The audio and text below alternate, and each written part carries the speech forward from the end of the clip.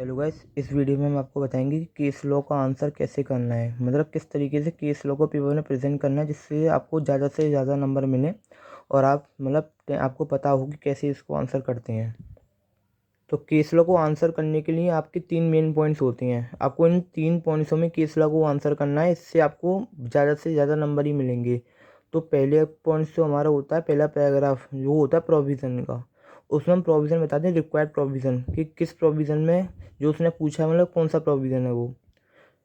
Fact of फिर आता है fact of the case. Fact of the case मतलब आपको क्वेश्चन जो आपका क्वेश्चन आया ना, उस क्वेश्चन को आपको उसके अंदर लिखना है। इसमें मतलब फ्री के नंबर, इस लाइन में, इस पैराग्राफ फ्री के नंबर आपको मिलेंगे। आपको बस जो क्वेश्चन आया ना फैक्ट ऑफ द केस में लिख देना है।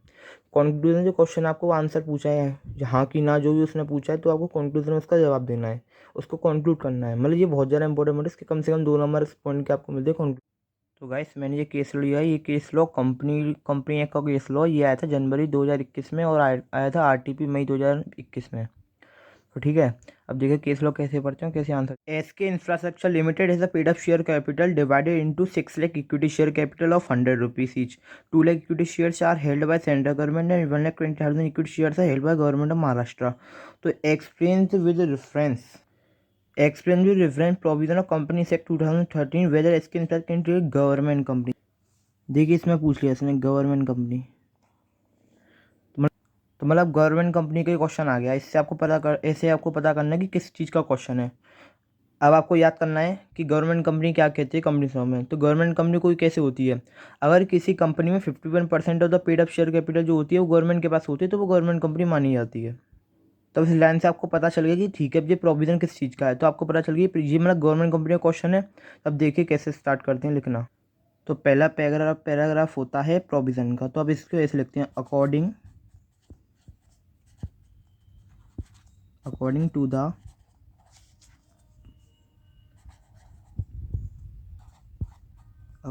The provision of companies act 2013। और याद रखिएगा इस आपको लॉ के पेपर में सेक्शन नहीं लिखिएगा, क्योंकि क्यों अपना आप अपने नंबर कटवाना चाहते हैं, क्या फ़ायदा। आपने गलत केस वो गलत आपने सेक्शन लिख दिया, आपका पूरा आंसर सही होगा, पूरा काट देगा, वो चेक भी नहीं करेगा। ये रिस्क मत लीजिए आप, कोई आपके नंबर नहीं कटेंगे, आपको पूरे नंबर ही मिलेंगे, आप टेंशन मत लीजिए। अगर 6 नंबर का क्वेश्चन भी आएगा ना तो आपको 5 नंबर बिल्कुल देगा वो आराम से। तो आप सेक्शन के पीछे आप ज़रा वो मत होइएगा, पैनिक मत होइएगा, सेक्शन बिल्कुल मत लिखिए।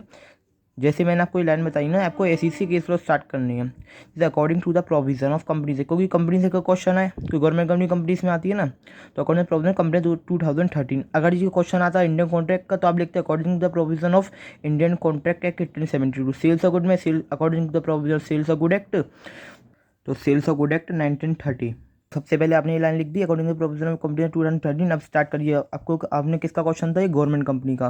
तो अब इसमें बताइए कि गवर्नमेंट कंपनी क्या होती है। अब लॉ की लैंग्वेज लिखनी है आपको, लिखना है आपको, मतलब आ कंपनी विच नॉट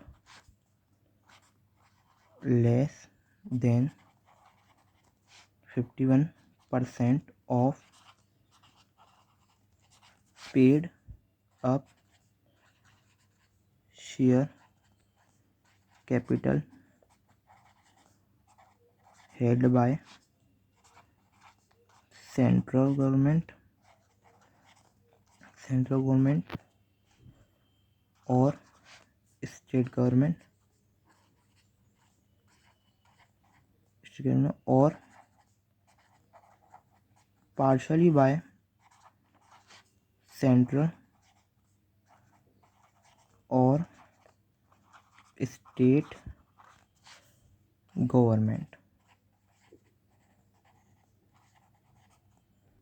तो गाइस लाइन में आपने बताया कि गवर्नमेंट कंपनी क्या कहती है कंपनी एक्ट के हिसाब से। तो इस लाइन में आपको आराम से 2 नंबर पूरे मिलेंगे, कोई नंबर आपके नहीं कटेंगे, बस आपको ऐसे ही लिखना है। अकॉर्डिंग टू द प्रोविजन लिखना है, जिस एक्ट का वो क्वेश्चन है उस एक्ट का नाम लिखना है। फिर जैसे उसने गवर्नमेंट कंपनी पूछा तो हमने गवर्नमेंट कंपनी को डिफाइन कर दिया। ऐसे ही अगर क्वेश्चन आता कंपनी से, अगर ओपीसी के बारे में पूछता तो हम इधर ओपीसी डिफाइन करते हैं। मतलब इस लाइन का आपको इस पैराग्राफ के 2 नंबर मिलते हैं, आपको मेन आधी काम हो गया। अब आपका स्टार्ट होता है, जैसे मैंने आपको बताया था, प्रोविज़न के बाद आता है आपका फैक्ट ऑफ द केस। तो मतलब एक प्रोविज़न आपने लिख लिया, ठीक है। आपका दूसरा स्टेप होता है फैक्ट ऑफ द केस को लिखना। तो आप बताएं फैक्ट ऑफ कैसे लिखते हैं। फैक्ट ऑफ द केस ऐसे आपको लिखना है, ऐसे आप इसको अंडरलाइन कर दीजिएगा, ऐसे न्यू करके। अब देखिए फैक्ट ऑफ द केस में क्या लगते हैं। जैसे आपने क्वेश्चन पढ़ा मैं फैक्ट ऑफ द केस में आपका क्वेश्चन आ जाता है, मतलब आपको क्वेश्चन के जो मेन पॉइंट्स होती है ना, क्वेश्चन के मेन पॉइंट्स को fact of the case line में लिखना है। इसके भी आपको कम से कम 1 से 1.5 नंबर इस लाइन पैराग्राफ का होता है, मतलब ओवरऑल पूरा वेटेज इनमें ही होता है। तो फैक्ट ऑफ द केस बहुत आसान है, आपको कुछ नहीं लगता। आपने क्वेश्चन जो पढ़ा है ना, तो इसको सबमरी की फॉर्म में फैक्ट ऑफ द केस में उतार दीजिए। बस इसको सबमरी की फॉर्म में फैक्ट ऑफ द केस में लिख दो, उसका बस इतना ही इसमें लिखना होता है बस। तो आइए मैं बताऊँ कैसे लिखते हैं समरी फॉर्म में। तो शॉर्ट फॉर्म में इस क्वेश्चन को ऐसे लिखते हैं। इसमें आप इधर से स्टार्ट करिएगा फैक्ट ऑफ द केस लिख के, ऐसे इसके इंफ्रास्ट्रक्चर का शॉर्ट फॉर्म का इस्तेमाल मत करिएगा, पूरा लिखिएगा। वो मैं जल्दी वीडियो बनानी है इसलिए मैं इसको ऐसे लिख रहा हूँ। पेज भी छोटा है थोड़ा, ये एसके लिमिटेड है सा paid up share capital of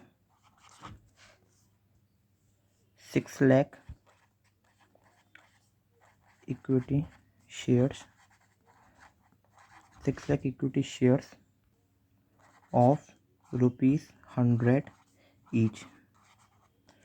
2 lakh equity share जो आपने हमने ऊपर डिस्कस, 2 लाख इक्विटी शेयर किसके पास है, हमारी सेंट्रल गवर्नमेंट के पास है। तो लिख दो 2 lakh equity shares central government. अरे इसमें एक पॉइंट रह गया, इसमें इक्विटी शेयर्स। हाँ गाइस, आपको मार्जिन के बारे में नहीं लिखना है, पेपर में भी इसी टाइप का कॉपी आएगी। तो मार्जिन के बारे में आपको भूल से कुछ नहीं लिखना है। मार्जिन में से आपका क्वेश्चन और उसका आंसर इधर नहीं लिखना है। ये तो मेरा पेज उसमें मैं भूल गया था इसलिए मैंने लिखा है, आपको नहीं लिखना है। मार्जिन के इसके अंदर ही लिखना है। पेपर ही इस टाइप की कॉपी पेपर में आएगी, इसी तरह आपको आंसर लिखना है। विथ सेंट्रल गवर्नमेंट एंड और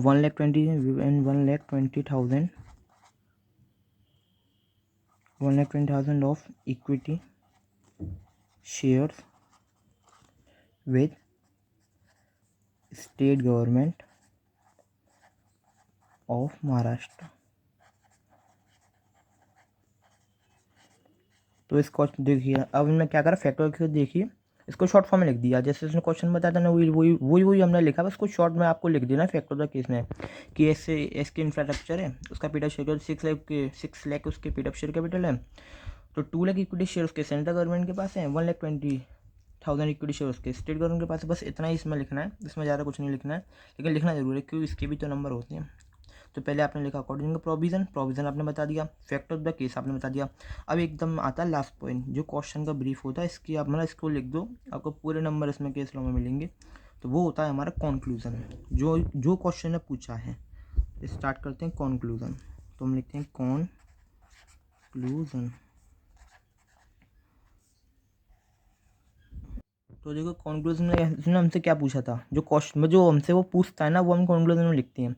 उसने पूछा था explain with reference to Indian provision company से टू वेदर से SK infrastructure can be limited से गवर्नमेंट कंपनी। तो उसने पूछा क्या एसके इंफ्रास्ट्रक्चर कंपनी जो है क्या वो गवर्नमेंट कंपनी है। हमने गवर्नमेंट कंपनी आपको बताया था कि 51% अगर शेयर कैपिटल गवर्नमेंट के पास होती है तो वो गवर्नमेंट कंपनी होती है। तो 51% मतलब कितना, अब देखिए 6 लाख इक्विटी शेयर्स हैं, 6 लाख इक्विटी शेयर कंपनी के टोटल है, उसमें 2 लाख सेंट्रल गवर्नमेंट के पास है, 1,20,000 स्टेट गवर्नमेंट है, मैं टोटल 3,20,000 गवर्नमेंट के पास है ना। तो 6 लाख का 3,20,000 शेयर कैपिटल गवर्नमेंट के पास है, तो मतलब वो 51% से ज़्यादा है। अगर 51% से ज़्यादा हाँ तो वो गवर्नमेंट कंपनी है। अब इसको आपको इसी चीज़ को आपको कंक्लूजन में लिख देना है। तो कंक्लूजन लिखते हैं इन द, ऐसे करके लिखना है in the present case 2 lakh equity shares with central government and 1,20,000 with state government। नहीं, इसको लिखना स्टेट गवर्नमेंट। आउट ऑफ कितने में से, out of 6 lakh. 6 lakh equity shares डालेंगे तो ये आता है 53%, तो which is 53.33%, that is more than 51%। So SK infrastructure, देखिए गाइस 51% उसने बोला था, टोटल उसका 53% वो लेके बैठी, तो हाँ, तो एक गवर्नमेंट कंपनी है, तो SK infrastructure can be treated as government company. तो गाइस इस तरीके से क्वेश्चन प्रेजेंट करने हैं, लेकिन गाइस एक मेन पॉइंट आपका रह गया है जो आपको नंबर दिलाने में और ज़्यादा उसका अटेंशन ग्रैब करे, क्योंकि उस पर इतना टाइम नहीं होता है। वो आपको 3 चीज़ चेक करेगा, आपने प्रोविजन लिखा है उसने देखा, आपने अपने फैक्टर्स कैसे लिखा है कि नहीं, कॉन्फिडेंस लिखा है कि नहीं। अगर आपने 3 पॉइंट तो लिख दिए, ये लास्ट पॉइंट आपका रह जाता है अंडरलाइन करना, जो सबसे ज़्यादा इंपॉर्टेंट पॉइंट होता है केस लॉ में, क्योंकि उस पर ज़्यादा टाइम नहीं होता है, वो 5 मिनट के अंदर ही आपकी कॉपी चेक कर देगा। तो पहले वो 3 पॉइंट लिखिएगा, प्रोविजन लिखा है, फैक्टर्स कैसे लिखा है कि नहीं, कॉन्फिडेंस लिखा है कि नहीं। आपने अगर ये तीनों पॉइंट लिख दिए, उसके बाद वो एक चेक करेगा अंडरलाइन, क्योंकि वो अंडरलाइन पॉइंट पड़ेगा, तो आपको मेन चीज़ जो है वो अंडरलाइन करनी है। मैं समझ गया था मेन चीज़ कौन कौन सी होती हैं। जैसे इसमें देखिए मेन पॉइंट है 51% ऑफ पीटर शेयर कैपिटल, ये अकॉर्डिंग प्रोविजन में कि उसने पूछा ना है कि नहीं, तो उसमें 51% पीटर शेयर कैपिटल डिसाइड करेगा है कि नहीं। तो प्रोविजन आपको पहले इसको अंडरलाइन कर दीजिए, इसमें आपको इतना ही अंडरलाइन करना है, बाकी फैक्टर इसमें कुछ रेलिवेंट नहीं है, इसमें आपको कुछ ऐसे मेन तो इसमें है नहीं है। कंक्लूजन, अब आपको बताना क्या है, तो आपका आंसर कहाँ है, तो आपका जो ये आंसर इधर जो लिखा है ना, इसको जरूर आपको ऐसे अंडरलाइन करना है। सो एन की स्ट्रक्चर कैन बी ट्रीटेड, तो ये क्वेश्चन जो उसने पूछा ये इसका आंसर है, उसका अटेंशन इधर सबसे ज़्यादा जाएगा, तो ऐसे आपने लिखा, तो ये आपका अंडरलाइन पॉइंट हो गया। ऐसे कोई आपको मेन चीज़ लगे, जो जैसे उसने क्वेश्चन पूछा था ना, तो ये उसका मेन चीज़ था, वो मोटिव क्या था हमारा आंसर देना इस चीज़ का था ना, तो आपको इसको तो अंडरलाइन करना है। और कुछ आपको मेन लगे सब अंडरलाइन मत कर देना, जो पूरे कॉपी उसका प्रेजेंटेशन को मत खराब करना, प्रेजेंटेशन को तो नंबर मिलती हैं। तो मेन चीज़ आपको अंडरलाइन करनी है, जैसे आपने मेन चीज़ आपने अंडरलाइन कर दी, तो ये इस तरीके से आपको केस लॉ प्रेजेंट करनी है। अगर आप चाहते हैं मैं किसी और भी कॉन्ट्रैक्ट या कोई आप केस लॉ को मैं प्रेजेंट करूँ, तो आप मेरे को कमेंट्स में बता देना, मैं उसको भी आपको बता दूँगा कैसे, क्योंकि मतलब फॉर्मेट चाहिए। 3 पॉइंट होते हैं, provision fact of the case conclusion, वो 3 ये पॉइंट चेक करेगा। अगर ये 3 पॉइंट सबके क्वेश्चन में हैं, तो और आपने अंडरलाइन कर रखा, तो आपको पूरे नंबर ही देगा, वो आपको नंबर नहीं काटेगा, आपको ज़्यादा से ज़्यादा ही लॉ में नंबर मिलेंगे। लॉ वैसे इतना टिपिकल लॉ नहीं है, ईजी होता है, वैसे को लिखना आना चाहिए। अगर आपको लिखना आता होगा तो नंबर आपको आराम से लॉ में मिलेंगे। तो ऐसे केस लॉ गैस प्रेजेंट करने, ऐसे क्वेश्चन पढ़ते हैं। और कोई डाउट होता है मेरे को कमेंट्स में बता देना। वीडियो अच्छी लगे तो चैनल को जरूर सब्सक्राइब करना, और टेलीग्राम चैनल पर मेरे लॉ के hand written contract, Indian contract act के हैंड रिटन नोट्स हैं, और बाकी स्टडी मटेरियल रिलेटेड जो मैं टेलीग्राम चैनल पर, उसकी लिंक डिस्क्रिप्शन में होगी, तो आप नोट्स का चेकआउट कर सकते हैं। और वीडियो जरूर, चैनल जरूर सब्सक्राइब कर जाओ, वीडियो को जरूर लाइक करना अगर आपको अच्छी लगे तो। कुछ भी डाउट हो मेरे को कमेंट्स में बताना। Thank you.